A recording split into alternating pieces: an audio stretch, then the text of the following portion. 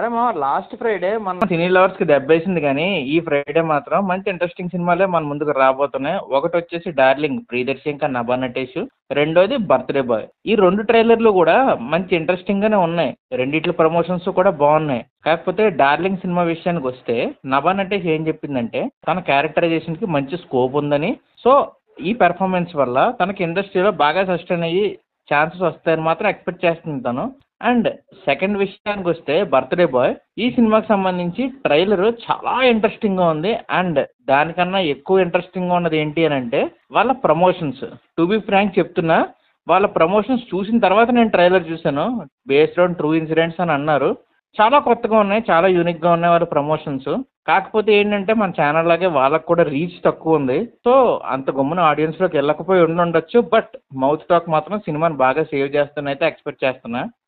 Based on true events కాబట్టి ఖచ్చితంగా ఈ సినిమా మంచి అటెన్షన్ గ్రాప్ చేసుకునే అవకాశాలు చాలా గట్టిగా కనిపిస్తున్నాయి. అండ్ రెండు సినిమాలు సక్సెస్ అవ్వాలని కోరుకుంటూ all the best both the movies.